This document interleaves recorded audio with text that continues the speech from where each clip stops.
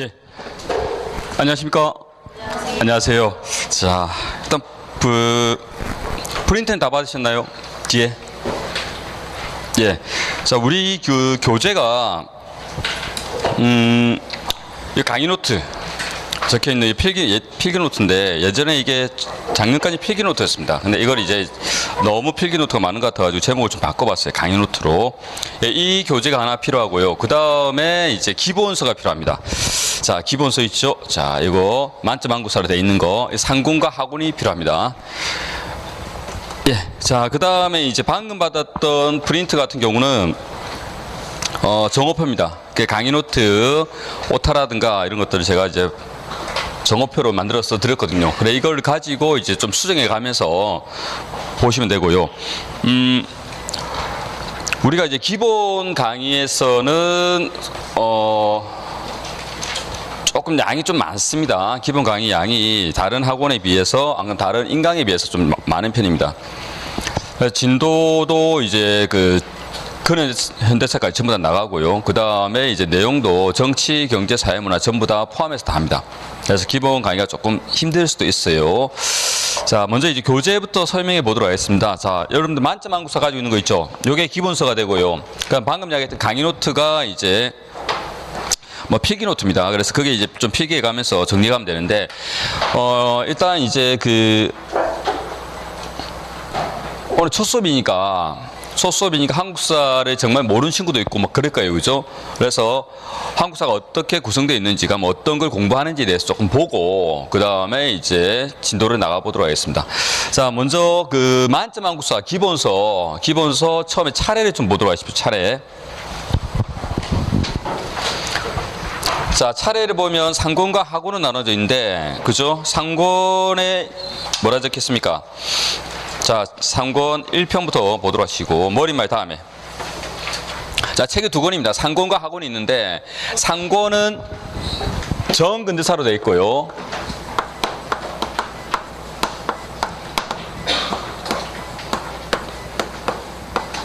자, 그 다음에 하권이 어떻게 되어 있죠? 하권이 근현대사로 되어 있죠.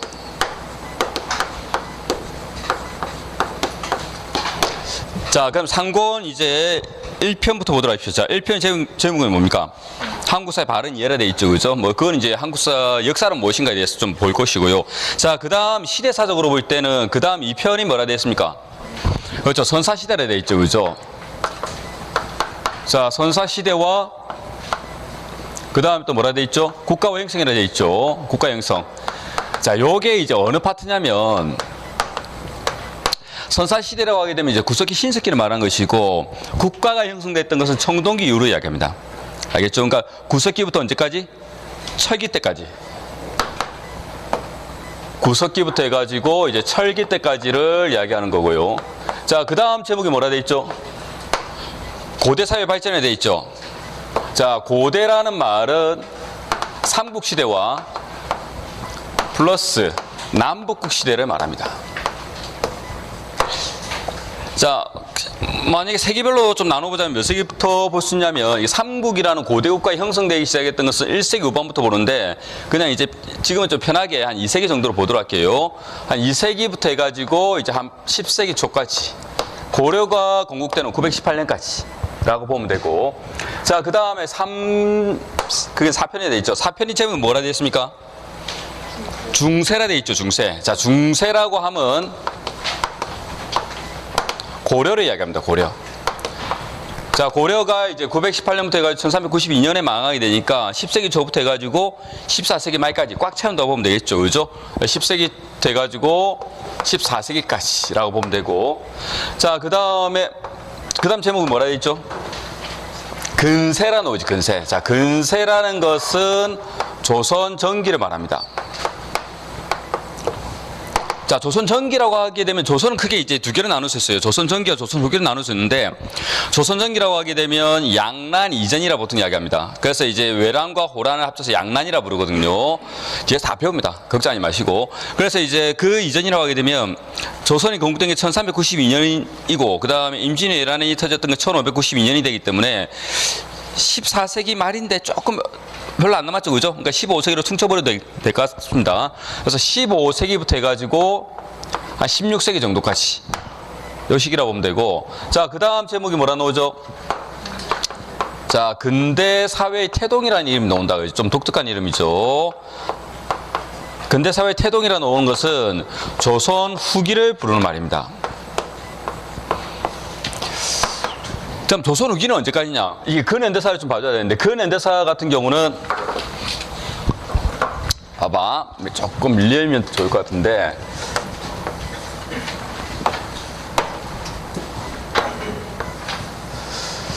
정근대사와 근현대사를 나누는 기준이 이제 근대라는 개념이잖아. 근대, 그지?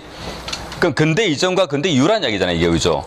근현대사는 크게 시기를 구분해 보자면 근대하고 현대를 보는데, 우리 한국 사회는 한 부분이 더 들어갑니다. 일제강점기 하나 더 들어가요. 그래서 근현대사에서 보는 내용은, 자, 근현대사 학원을 볼래요, 학원? 자, 학원을 보자면, 노네. 자, 학원이라 적혀 있나? 뭐라 되어 있나요? 다음 페이지가 학원이라 적혀 있죠. 자, 학원이라고 했을 때 차례가 어떻게 되어 있지? 첫 번째 1편이 뭐라 되어 있습니까? 그러니까 그게 7편에 되어 있죠, 그죠? 순서대로 하니까 7편 제목은 뭐죠? 근대 사회의 전개라 나오잖아, 그지? 그러니까 근대라는 식이 하나 나오고, 자, 두 번째 다음 페이지 가 보십시오. 뭐라고 나옵니까? 그렇지, 일제강점기라 나오죠. 그렇지. 제목은 뭐라 되어 있습니까? 그렇지, 민족의 독립운동이라 나오잖아, 그지? 그게 바로 일제강점기야. 일제강점기가 나오게 되고, 자, 그 다음에 세 번째는 이제 뭐라고 나옵니까? 현대사회 발전이 나오죠. 이게 1863년부터입니다. 우리나라 근대는 1863년 고종이 즉위한 그때부터 해가지고 일제강점기가 1910년에 시작됐죠. 경수육치. 일제강점기는 1910년부터 해가지고 이제 1945년까지가 되고, 그 다음에 현대는 당연히 해방 이후인 1945년 이후가 되겠죠. 자, 이렇게 나누는 게 근현대사거든. 그러면 조선 후기라고 하면 언제부터냐면, 정확하게 보자면 17세기부터 해가지고 양난 이후부터 해가지고 언제까지? 1863년까지입니다. 알겠죠? 그러니까 1863년이라고 하게 되면 고종이 즉위하기 전까지, 그러니까 19세기 중반이라고 볼 수 있겠죠. 그래서 조선 후기는 큰 틀 속에서 보자면 17세기부터 해가지고 언제까지? 19세기 중반까지라고 보면 됩니다. 그러면 이 구석기 시작이 바로 BC 기원전 70만 년 전부터거든요. 기원전 70만 년 전부터 해가지고 언제까지? 오늘까지 배우는 게 기본 강의 내용입니다. 보통 그 기본 강의에서는 어느 학원이든 비슷비슷한데, 방금 이야기했던 게 시대사로 구분한 것이고, 이거 말고 시대사 구분 말고 우리가 분류사라고 해가지고, 분류사라고 하면 이제 주제별로 나눈 것이 있거든요. 보통 일반적으로는 이제 그 역사 그 분류사 기준은 정치, 경제, 사회, 문화입니다. 알겠죠? 모든 기본서 다 그래요. 그래서 정치, 경제, 사회, 문화. 자, 이 4개의 파트로 나눠가지고 이제 분류해가지고 주제별로 정리해 나가는 겁니다. 일반적으로 그래서 이게 한꺼번에 기본 강의에서 다 하기 너무 힘들어요. 그래서 기본 강의할 때는 보통 시대사로 강의하시는 분들 같은 경우는 정근대사의 정치, 경제, 사회, 문화를 정리해주고, 근현대사는 이제 특강으로 돌리는 게 일반적이고요. 그 다음에 분류사로 수업하시는 분들 같은 경우는 그 중에서 가장 많은 부분을 차지하고 있는 게 정치거든요. 네, 정치까지는 해줍니다. 어디 정치까지는? 근현대사까지 전부 다 포함해가지고 전 시대의 정치까지 정리해주고, 나머지 경제, 사회, 문화는 특강으로 돌리는 게 일반적입니다. 정말 부지런하신 분들은 경제까지는 하시는 것 같아요. 요 정도까지 하지만 다는 안 합니다. 왜냐하면 양이 너무 많고 힘들어요. 기본 강의에서는 이제 처음에 와가지고 한국사 뭔지도 잘 모르는 친구들이 많기 때문에, 그래서 부담을 좀 줄인다는 의미도 있고, 대신 이제 또 특강으로 돌리면 좀 뭐랄까, 애들이 또 뒤에 그 단가도 많이 듣게 되고, 그러니까 아마 그런 이제 의미가 있겠죠. 그죠? 그래서 이제 특강으로 돌리는데, 저는 그러지 않습니다. 저는 기본반에서 정근대사하고 근현대사 전 시대를 정치, 경제, 사회, 문화 전부 다 합니다. 그래서 제 기본 강의가 좀 빡셉니다. 힘들어요. 근데 이제 이걸 2개월 단위로 계속 돌려주거든요. 다른 학원에서 4개월 들어가지고 한번 다 듣는 효과를 2개월 동안 한번 다 맛보게 되는 겁니다. 근데 양도 많고 힘듭니다. 대신 다른 학원에서 2번 들을 때 여러분들은 최소한 3번 이상 들을 수 있고요. 그렇게 되면 다른 사람보다 좀 앞서갈 수 있는 좋은 기회가 됩니다. 저도 한 3, 4년 전에는 근현대사를 특강으로 돌렸어요. 안 해줬습니다. 정근대사만. 보통 다 학원 다 그래요. 주변 학원 다 보십시오. 인터넷 강의도 그렇습니다. 이것만 보통 하거든요. 했는데 중요한 것은 이게 근현대사 특강 딱 들어온 순간에 근현대사 멘붕이 와가지고 애들이 너무 힘들어하는 거야. 근데 이게 그 트라우마가 끝까지 안 잡히더라고요. 그래서 안 되겠다 싶어가지고 힘들더라도 기본반에서 계속 이제 이야기해 줍니다. 그러면 낯설미 사라지고 그 다음에 그것이 결국 나중에는 이제 성적을 받는데 굉장히 도움이 되더라고요. 그래서 힘들지만 요금 많이 들어먹지만 그렇게 합니다. 알겠죠? 왜냐면 합격한 친구들이 많이 맞아요. 그럼 주변에 이제 합격하지 않은 친구들 이야기 들으면 별 이야기 다 듣죠, 그죠? 근데 자기도 합격을 못했기 때문에 노하우를 정확히 모르는데 합격한 친구들 이야기 들으면 걔들은 뭐 여러분들하고 이해관계 없기 때문에 진짜 솔직하게 이야기 다 해줍니다. 여러분들을 위해서라도 힘들지만 그렇게 가는 게 좋다고 저는 판단했어요. 그래서 우리는 기본 강의에서 이거 다 합니다. 알겠죠? 그게 힘들어요. 대신 그래서 제가 찍어주기도 하고요. 그 다음에 정말 좀 기본 강의에서 해가지고 여러분한테 도움 안 될 것 같으면 심화반을 돌리겠다라고 솔직하게 이야기합니다. 심화반에서 그건 다 꼼꼼히 다 봐주도록 하겠습니다. 그리고 이제 우리 수업은 지금 여러분 듣고 있는 게 스텝 1이죠. 자, 스텝 1이 듣고 있는 게 요게 이제 기본반이 되고요. 그 다음에 한국사 같은 경우는 스텝 2에서 이제 심화 강의를 합니다. 이게 심화반인데, 그래서 심화반 같은 경우는 이제 시기를 좀 구분합니다. 그래서 정근대, 정치사, 그 다음에 정근대, 경제, 사회, 그 다음에 이제 경제, 사회, 문화사까지. 그 다음에 이제 근현대사. 자, 요렇게 이제 3개로 나눠가지고 진행이 되고요. 그 다음에 심화반 들어오게 되면 기본서에 나오는 모든 사료. 자, 물론 여기 나오는 강의 노트에 나오는 내용만 알아도 충분히 합격하는 데는 문제 없는데 중요한 것은 한국사는 문제를 사료로 내거든요. 혹은 이제 사진이라든가 그림으로 냅니다. 사료를 꼭 잡아줘야 되거든요. 그 사료가 양이 워낙 많고 이래가지고 강의 노트에는 다 못 넣었고요. 강의 노트는 여러분들 이제 서브노트를 만들듯이 여러분들 활용하라고 만들어준 거고 들고 다니기 편하고 이거 정도는 외우려고 노력하라는 이야기고요. 그 다음에 사료라든가 그림이라든가 이 모든 것들은 전부 기본서에 다 있습니다. 그래서 기본서를 봐줘야 되는데 기본서를 안 볼 수 없어요. 꼭 봐줘야 됩니다. 그게 나오는 사료는 언제 다 분석해 주냐면 심화 수업 때 분석을 해줄 겁니다. 알겠죠? 그래서 심화 과정도 꼭 발도록 하시고 그 다음에 이제 이거 됐으면 이제 문제풀이로 들어와야겠죠, 그죠? 자, 3단계가 바로 뭐냐면 이 기출 문제풀이입니다.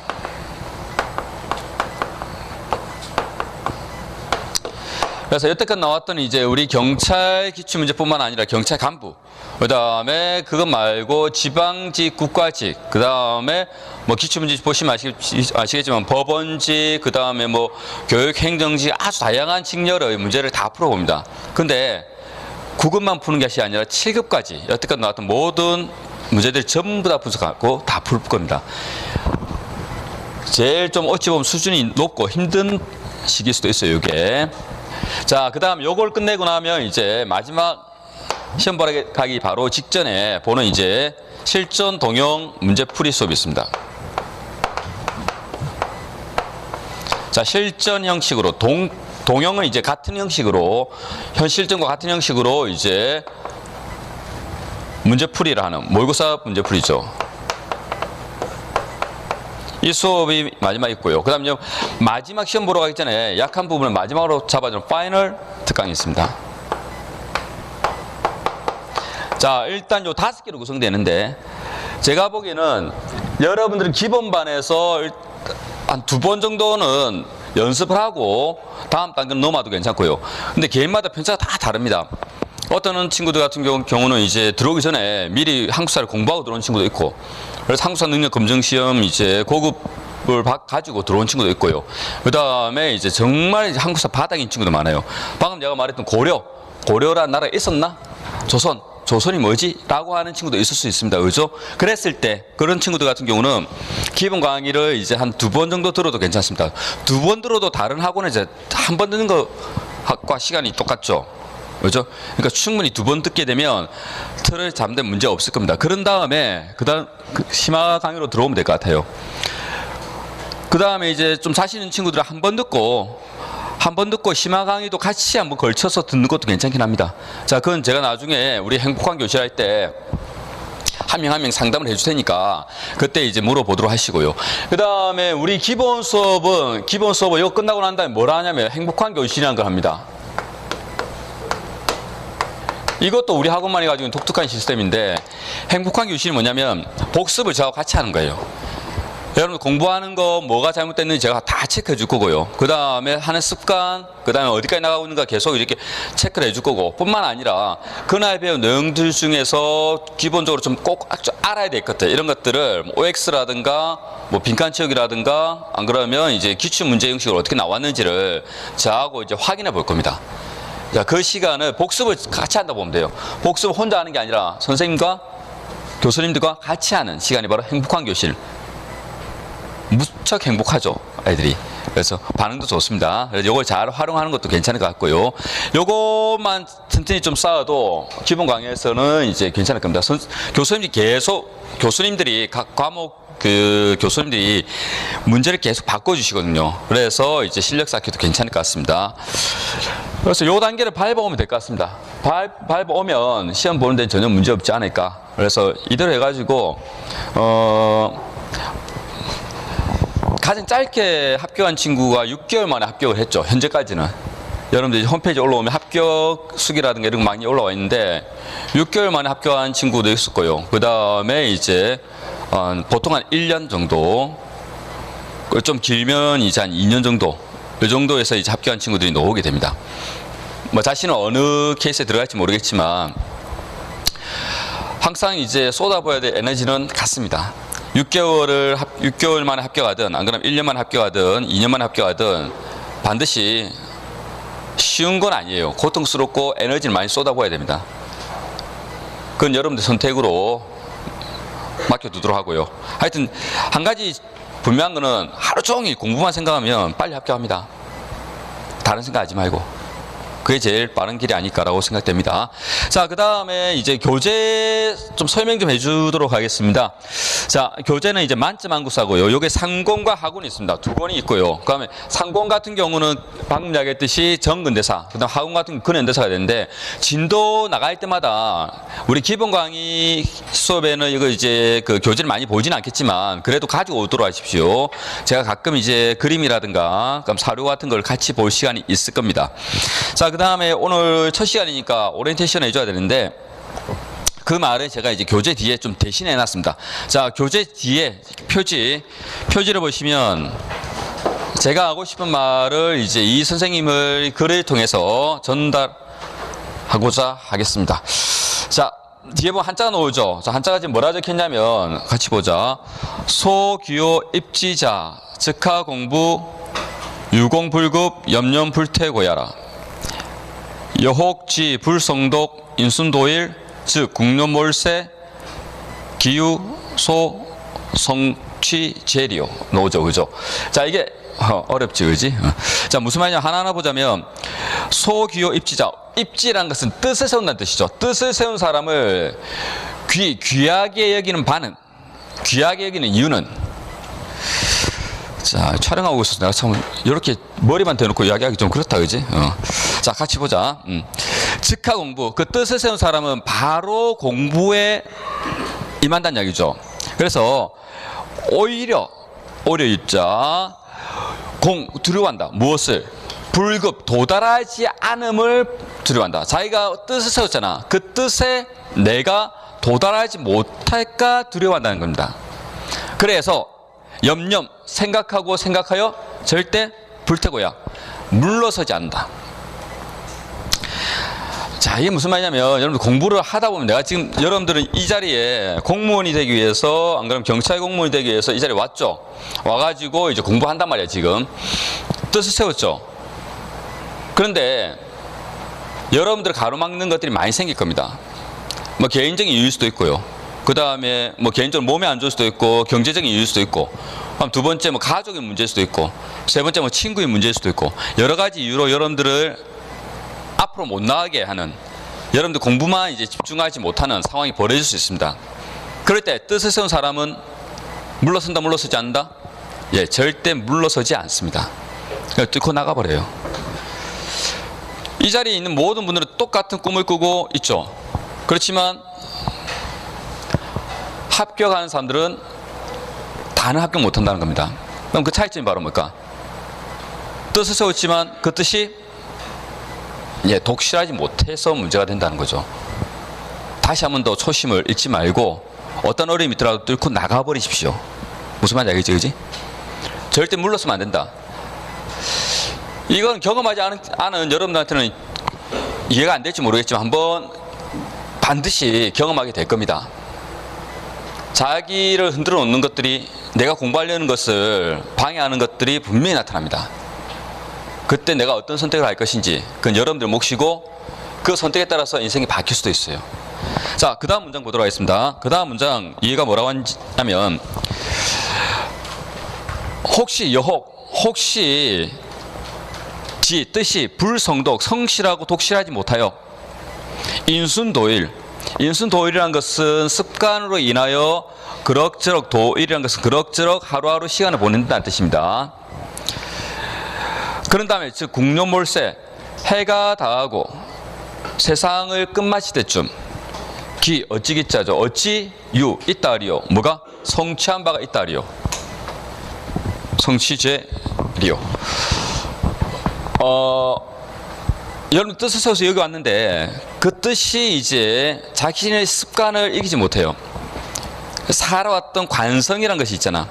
그에 따라서 그냥 아침에 늦잠 자고 대충 친구 만나고 놀고 그런 시간 남으면 공부하고 이런 습관들 때문에 자기가 뜻은 세웠지만 경찰 공무원이 되고 싶지만 그것 때문에 안 된 경우도 있습니다. 그렇지? 그렇게 되면 어떻게 된다? 그럭저럭 시간만 보낼 거예요. 그럼 또 포기하겠지. 근데 나중에 우리가 딱 죽을 때 한번 생각해 볼까? 지금은 여러분들 이 학원에서 보내는 1년 정도 시간, 보통 1년 정도 시간을 잡으면 1년 정도 시간이 클 수도 있죠. 그렇지만 긴 인생에서 보자면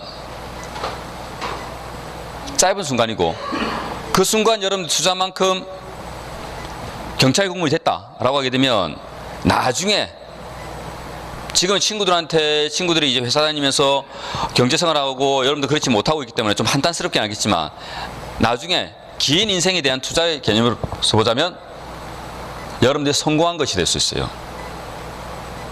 충분히 투자의 가치가 있다는 이야기야. 알겠지? 그러니까 지금은 아니지만 나중에 국려몰세 시간이 다 한 다음에 내가 죽을 때쯤 한 돌아봤을 때 아씨 그때 내가 좀 더 열심히 해가지고 경찰 공무원 될걸 라고 분명히 후회한다. 안 된 친구들은 분명히 그 한 순간이 올 거란 말이야.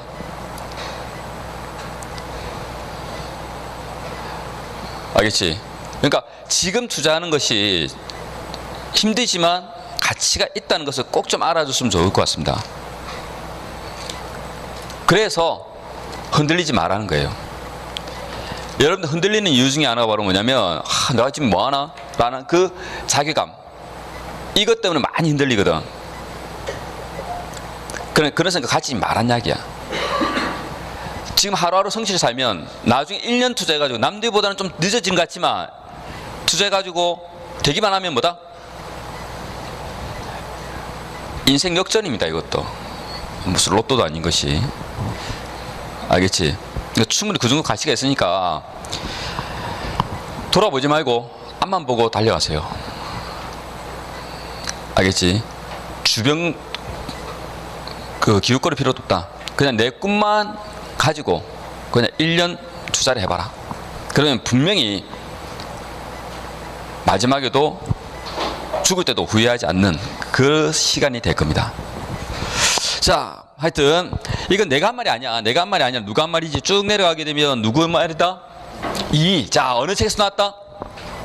경몽요결이라는 책이 있습니다. 자, 우리가 뒤에서 우리가 볼 겁니다. 우리 경찰 시험에서 몇 번 나왔던 책이에요. 꼭 좀 기억해라. 누구의 책이다?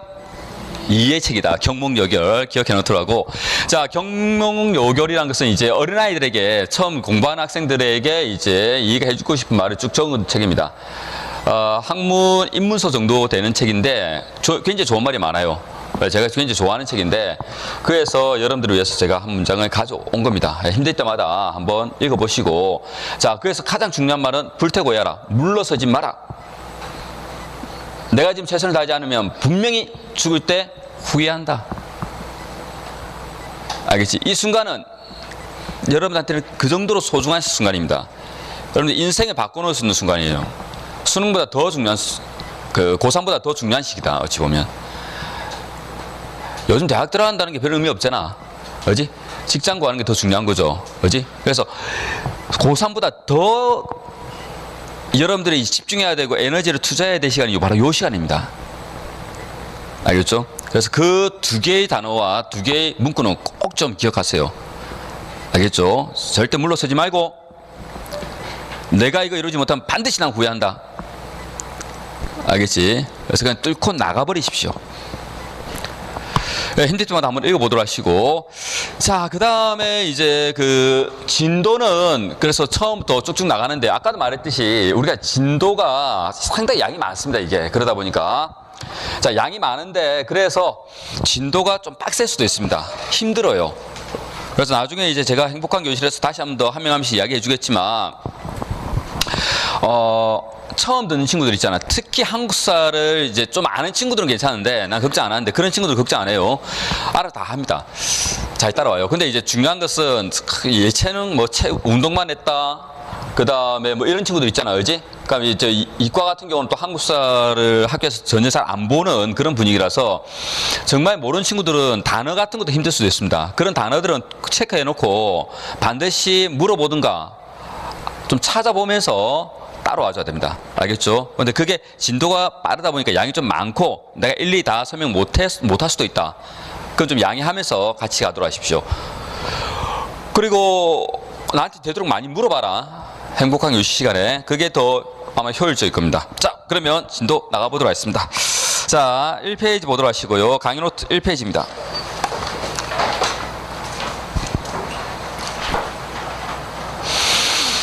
자, 강의 노트 1페이지.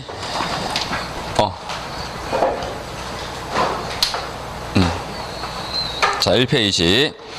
자, 1페이지를 보게 되면 역사의 의미가 나오죠. 자, 역사란 무엇인가? 이 부분입니다. 자, 지금 우리가 할 게 바로 뭐냐면 이 시대사 들어가기 전에 역사란 무엇인가에 대한 부분, 그 부분부터 먼저 보고 가도록 하겠습니다.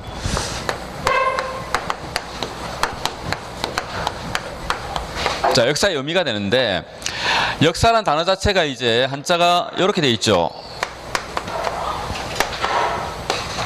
자, 역사. 자, 여기란 단어가 이제 이게 진헬역자를 쓰고 있죠. 진헬역자라는 것은 지금까지 지내왔던 모든 이야기들을 이야기하는 것이고, 그럼 사자는 뭘 이야기한다? 이렇게 기록하다는 뜻이죠. 기록할 사자를 씁니다. 자, 그럼 역사라는 것은 여태껏 지내왔던 이야기들을 기록한 것이 바로 역사가 되겠지, 그지? 근데 어디에 중요점을 둘 것인가, 방점을 둘 것인가에 따라서 의미가 좀 달라질 수 있는 거야. 자, 예를 들어서 진헬역자의 포인트로 주자면 지금껏 살아왔던 모든 이야기들이 역사다라고 하는 순간에 먼저 객관적인 입장에서 역사를 보겠다는 입장이 되고, 그에 반해서 그것이 아니라 그 중에서 중요하다고 생각한 것들을 기록한 거 아니냐, 그러면 기록한 것들이 역사가 되는 것이다 라고 보는 거죠. 기록한다는 것은 주관적 판단하에 이루어진 거기 때문에 이건 주관을 강조하는 입장입니다. 자, 이런 입장을 실증주의라고 이야기하고, 자, 이러한 입장을 해석주의라고 이야기하죠. 대표적인 인물로서는 이 랑케라는 인물이 있고요. 그 다음 여기는 이제 크로체라는 인물이 있습니다. 자, 요게 이제 그래서 입장이 서로 대비적이었죠. 어떻게 역사를 볼 것인가. 그지? 자, 이 두 개를 근데 융합시켰던 인물이 있습니다. 이에치카라는 인물이 있어요. 이에치카가 역사란 무엇인가 라는 책에서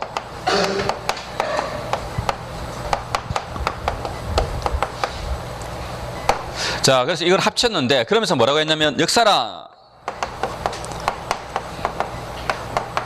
과거와 현재의 끊임없는 대화다라고 이야기합니다.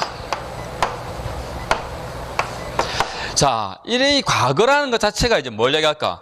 과거 사실을 강조하는 거죠, 그죠? 자, 요게 바로 과거 사실을 이야기하는 거기 때문에 이러한 입장을 사실로서 역사라고 이야기합니다.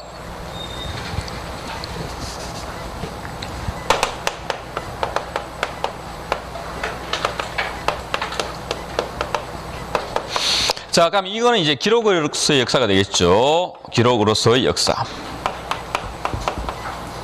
역사를 바라보면 두 가지 입장을 이야기하는데, 이때 과거라는 것은 이제 과거의 사실에 대한 이야기가 되고, 현재라는 것은 현재 입장에서 기록한 것을 이야기하는 거죠. 그래서 객관에 강조했던 입장과 주관에 강조하는 입장을 이제 조화로서 역사를 바라보는 입장이었다.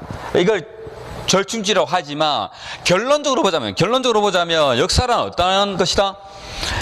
과거의 사실을 기록한 것이고 기록한 것을 우리가 읽어가면서 역사를 나가는 거죠. 그죠? 그래서 주관적 입장을 강조한다는 것 자체도 이제 이에치카의 입장이라고 볼 수 있는 겁니다. 그래서 역사를 바라보는 입장은 이 두 가지로 나누는데 절충지로서 이에치카가 나오지만 이에치카도 기록으로서 역사를 주관적 역사를 인정했기 때문에 이제 사실로서 역사보다는 기록으로서 역사로 넣어줘서 파악해주면 된다라고 보면 되겠죠. 자, 그럼 보자. 그게 나오는 말이 그 말입니다. 자, 역사의 의미 밑줄 끊어두라고. 자, 역자라는 것 자체는 이제 디귿 사실로서 역사를 이야기하는 겁니다. 사실로서 역사 밑줄. 자, 그 다음에 사라는 것은 기록할 차사를 쓰는 거죠. 이거는 이제 기록으로서 역사를 이야기하는 거죠. 자, 이게 절충주의는 누가 나왔다? 이에치카. 자, 그 책 하나 적어보도록 합시다. 어떤 책에서? 역사란 무엇인가라는 책에서 했던 말이 역사란 과거와 현재의 끊임없는 대화다라고 했던 것이고, 이런 과거와 현재 끊임없는 대화라는 절충주의도 사실로서 역사, 기록으로서 역사에 하나 넣는다면 어디 넣을 수 있다? 기록으로서 역사에 넣을 수 있다는 이야기죠. 주관에 인정했기 때문에. 자, 그래서 역사를 바라보는 입장보다 이 두 가지로 나눈다는 겁니다. 이 두 가지만 알면 됩니다. 자, 이게 만약 응용돼서 놓는다면 어떻게 놓을 수 있냐면, 자, 기본서 잠시 보도록 할게요. 자, 기본서에 보자면 그 사료 응용이 나오는데, 자, 예, 19페이지 보도록 하십시오. 자, 19페이지를 보니까 예를 들어 이렇게 생각해보자. 그 두 번, 2번에 보십시오. 그 위에 사실로서 역사하고 기록으로서 역사 두 개 놓는 거 있죠. 그 사실로서 역사 2번에 보도록 하십시오. 자, 부여에 대해서 이야기를 하는데 이런 이야기를 하고 있죠. 부여의 남쪽은 고구려, 동쪽은 음루, 서쪽은 선비와 접해 있고 북쪽에는 흑룡강이 있다. 이렇게 된다면 이것은 사실로서 역사야, 기록으로서 역사야? 사실로서 역사가 되겠죠. 근데 부여를 이야기하고 고구려를 이야기하는데 이렇게 말해 볼 수도 있습니다. 자, 부여는 밑에 보면 기록으로서 역사 2번에 보도록 하십시오. 동그라미 1번.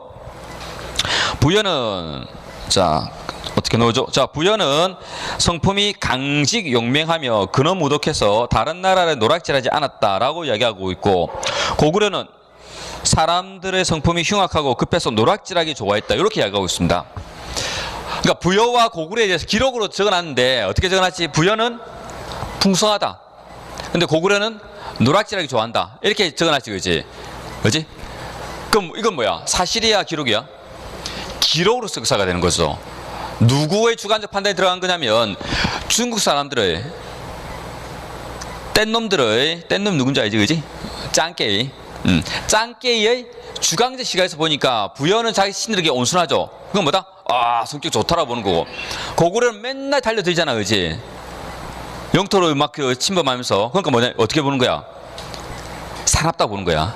그지? 그러니까 중국인의 시각에서 보면 주관적 판단에서 보니까 그렇게 보인다는 거죠. 자, 그래, 그걸 뭐 한다? 기록으로서 역사가 되는 겁니다. 무슨 말인지 알겠죠? 그죠? 오케이. 자, 아까 EHK 입장은 어디에 넣어라? 기록으로서 역사에 넣어서 기억하면 됩니다. 자, 그 다음에 짱깨가 누군지 알죠? 중국 사람들 짱깨, 뗀놈 뭐 이렇게 우리 뭐 수업 시간에 가끔 그런 이야기 합니다. 그래서 일본은 뭐라 부를까요? 쪽발이 뭐 이렇게 합니다. 자, 그 다음에 사료는 역사적 자료를 사료라고 이야기합니다.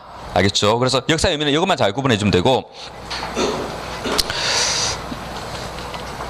그 사료라는 말을 제가 자주 쓸 건데, 사료는 뭐다? 역사적 자료. 방금 우리가 봤던 이제 그런 것들 있죠. 그죠? 뭐, 삼국지 동의전에 나오는 자료들, 이런 것들, 역사적 기록들, 이런 것들 전부 다 합쳐서 뭐라 부른다?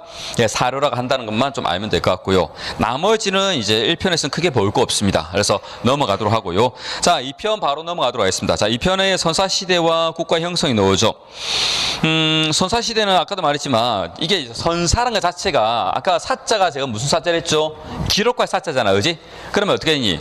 선사는 기록 이전의 시대라는 뜻이지. 선자가, 그지? 자, 기록 이전의 시대라는 뜻입니다. 이게 선사라는 것은. 그럼 기록이 있다, 없다? 없다. 그럼 기록이 없으면 우리가 어떻게 그 당시 삶을 이해할 수 있을까?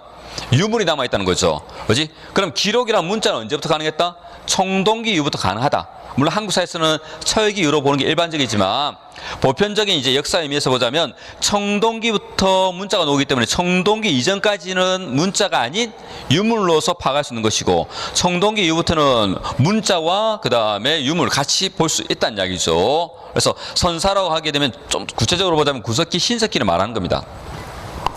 자, 그럼 국가 형성이라는 제목이 나오는데, 국가 형성은 언제부터 이루어졌다?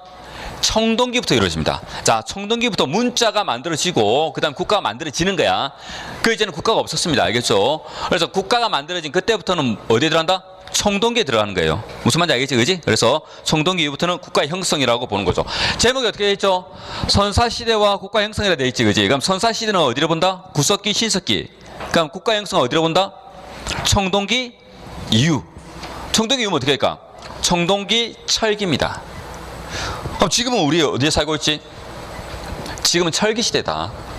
무슨 말인지 알겠죠? 철기가 워낙 이제 긴죠, 시간이. 구석기 70만 년 전부터잖아, 그지? 철기도 좀 깁니다. 우리 지금 뭐 철 없으면 뭐 되는 게 하나도 없죠. 지금도 철기라고 보면 됩니다. 자, 그 다음에, 자, 그래서 청동기 때 국가가 만들어진데 그 국가가 바로 뭐라는 거죠? 고조선이 되는 거고, 철기 때는 이제 더 많은 국가가 만들어집니다. 부여, 고구려, 옥조, 동해, 만, 진안, 변한, 사만이 형성됩니다. 자, 그럼 두 번째, 만주와 한반도의 인류가 거주했던 것은, 자, 우리가 살고 있는 지금 여기 한반도의 인류가 거주했던 것은 구석기 시대부터입니다. 알겠죠? 그래, 우리는 구석기 문화가 있어요. 만주하고 이제 그 한반도에는 구석기 문화가 많은데, 참고로 일본에는 구석기가 있을까요, 없을까요? 없습니다. 일본에 아직은 구석기 유적이 발견되지 않았죠. 그러니까 또 구석기 시대는 있잖아요. 일본하고 우리가 붙어 있었습니다. 조금 이따 보겠지만, 일본하고 이제 대한해협 이쪽에 붙어 있었어요. 또 이쪽에 황해도 없었습니다. 서해도 없었고요. 여기 이제 뭐다? 거대한 땅 덩어리, 같은 이제 땅 덩어리였죠. 이렇게. 붙어 있었죠. 그럼에도 불구하고 여기까지만 구석기인들이 살았고, 여기는 구석기인들이 살았다, 안 살았다? 안 살았다는 거죠. 참 신기하죠. 그죠? 그러니까 그 구석기인들도 알고 있었던 거야. 여기는 인간이 살 곳이 아니라는 것을. 그죠? 구석기인들도 뭐야? 여기까지 살고, 여기는 뭐야? 원숭이들만 사는 곳이지. 우리가 왜 가? 라고 생각하고 있는 곳에 지금 나라가 만들어진 거죠. 자, 그 다음에 한반도 형성은, 자, 요건 조금 우리 설명해 줘야 되는데, 봐봐. 한반도, 우린 지금 반도라고 부르잖아, 그지? 반도란 말이 무슨 말이니?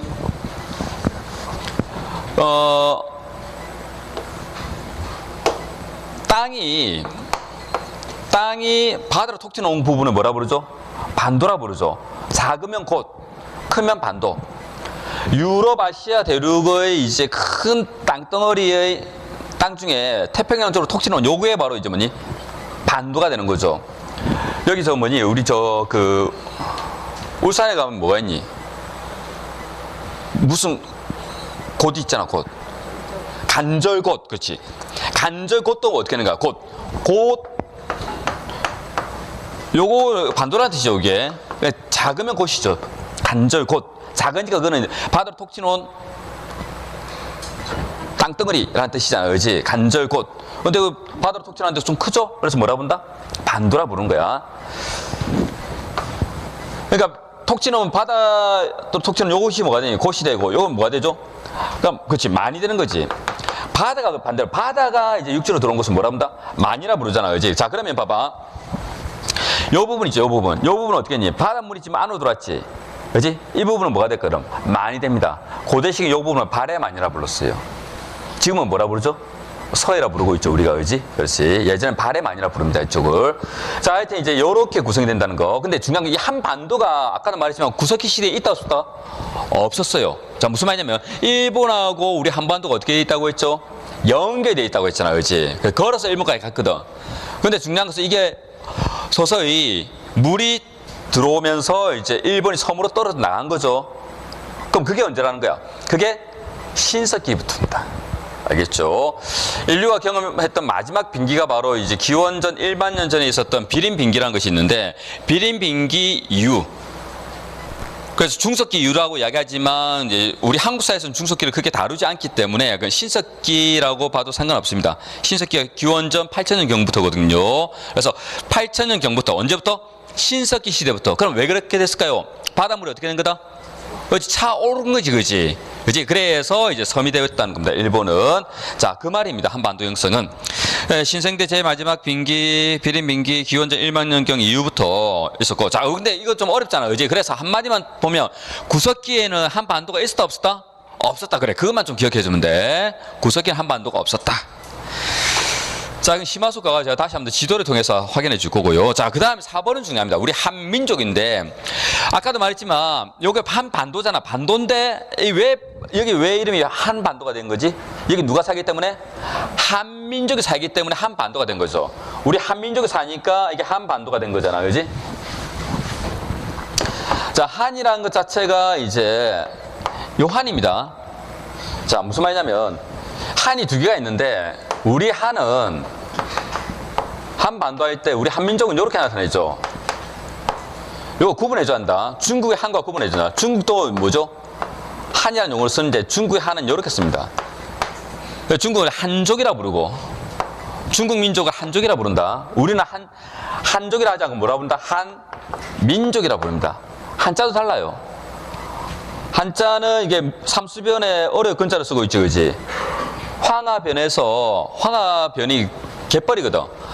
황하변에서 갯벌에서 근근히 어렵게 사는 졸라불쌍한 놈들, 이런 뜻이야, 이게. 우리는 이게 아침조자에다가 가죽이자로 쓰고 있죠. 지금도 가죽옷은 굉장히 귀한 옷인데, 예전에 가죽옷은 정말 귀한 옷입니다, 이게. 근데 우리는 어떤 사람들이죠? 아침날절부터 가죽옷 입고 다니는 졸라 멋있는 놈들. 이런 뜻이에요. 그러니까 한자를 만들 때부터 이미 얘들하고 우린 수준이 다르다. 알겠죠? 짱깨 되고 우린 수준이 좀 많이 달랐어요.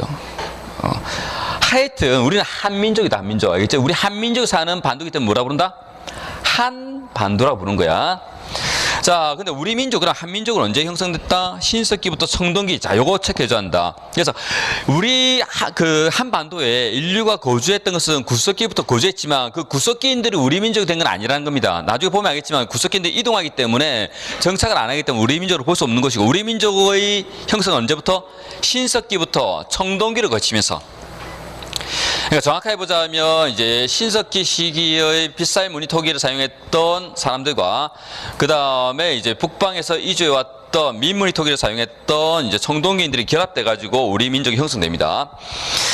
자, 그다음 우리 민족을 근데 한민족이라고 부르지 않고 또 뭐라고 부르냐면 예맥족이라고 부르기도 하고 동이족이라고 부른다는 것도 좀 기억해줘야 한다. 전부 다 우리 민족이 부르는 이름입니다. 예족, 예맥족, 동이족. 근데 동일한 용어 속에는 이 중화 사상이 포함되어 있습니다. 자, 이 중화 사상도 일단 밑줄 그어놓도록 하십시오. 뒤에서 우리가 다시 한번 볼 기회가 있을 겁니다. 동아시아에서는 중국이 세상 중심이라 보고는 시각이 있었죠. 그것이 바로 뭐였다? 중화 사상입니다. 그래서 동이라는 말은 무슨 뜻이다? 동쪽에 있는 오랑캐 이런 뜻이에요. 이런 뜻으로서 사용된 용어가 되는 거죠. 됐습니다. 여기까지 이제 전반적인 이제 틀을 이야기했고요. 이제 본격적으로 구석기부터 들어갈 겁니다. 그지? 선사시대 구석기부터 들어가는데, 그때는 제가 이제 표를 이용해가지고 쫙 정리해 줄 겁니다. 네, 좀 쉬었다가 가도록 할게요.